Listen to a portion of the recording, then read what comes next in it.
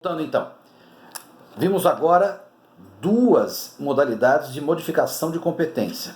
Portanto, vimos a modificação denominada de prorrogação, quando um juiz incompetente passa a ser competente pela não alegação disso pelo réu, e a prorrogação, quando o juiz incompetente passa a ser competente em razão de uma cláusula contratual eleita pelas partes e aceita por elas.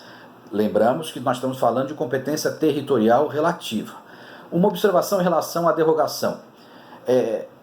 As partes podem, apesar de ter esta cláusula, vamos imaginar que o autor, embora o contrato preveja que o foro seja o de Santos, ele propõe a ação no foro de São Vicente. Há cláusula que diz que deveria ser no foro de Santos, mas mesmo assim ele propõe no foro de São Vicente.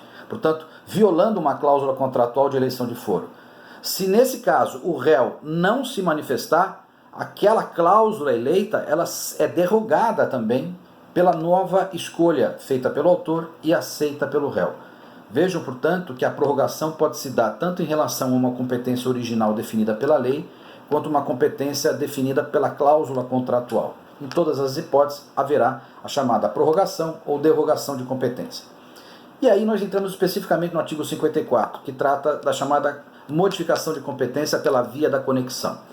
A conexão, e os artigos em seguida que vocês vão ler tratam disso, nada mais é do que uma possibilidade de duas ações que se vinculam porque têm em comum a causa de pedir ou o pedido, e eu acrescento as partes, portanto, a que tem esse interesse que envolve também as partes, a causa de pedir ou o pedido, se verifica nelas que há um vínculo que justifica que elas sejam reunidas para que haja julgamento comum, ou seja, duas causas distintas e que poderiam correr absolutamente de forma autônoma, verifica que entre elas há um vínculo subjetivo e material, portanto um vínculo de pessoas e de matéria relacionada ao pedido ou à causa de pedir, que faz com que elas se toquem tão intimamente que colocá-las de forma reunida é o mais sensato a se fazer,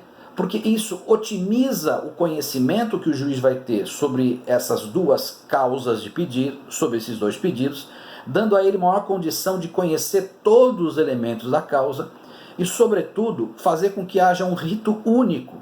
Em duas ações nós teremos um único rito, portanto nós vamos colocar duas ações em comunhão e um único rito, economizando, portanto, atos processuais e, ao final, promovendo um julgamento único, conjunto, que terá por valia impedir que essas decisões sejam conflitantes. De modo que a conexão é esse vínculo que une duas ações, vínculo em razão das pessoas e da causa, ou das pessoas e do pedido, e que justifica que essas ações, que embora pudessem correr separadamente, sejam reunidas para que haja um único rito, um único procedimento, e o juiz consiga, de uma única vez, olhar todo o conjunto de fatos e de direito envolvido nessas duas ações e, ao final, promover um julgamento único. Essas causas conexas, portanto, vão ser julgadas conjuntamente, de modo a eliminar possíveis julgamentos contraditórios e conflitantes. Isso é a conexão, uma hipótese processual que otimiza o curso de dois processos. A grande pergunta é: onde se reunirão essas duas ações? Porque se nós temos duas ações diferentes, elas certamente correm em dois juízos diferentes. E de modo que a gente tem que resolver onde que será esta reunião. A ação A vai ser reunida no juízo da B, ou a ação B vai ser reunida e vai ser encaminhada ao juízo e ao foro do A. A solução dada pela lei, artigo 58, eu estava vendo aqui se é verdade, se é 58 mesmo. No artigo 58, é definir que a reunião deve se dar no juízo prevento. O que é prevenção e o que é juízo prevento?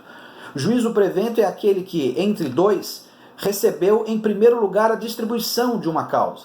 Portanto, se eu tenho uma causa A distribuída hoje e uma causa B conexa distribuída semana que vem, a reunião se dará no juízo da ação A, porque ela foi distribuída primeiramente. Eu continuo em seguida.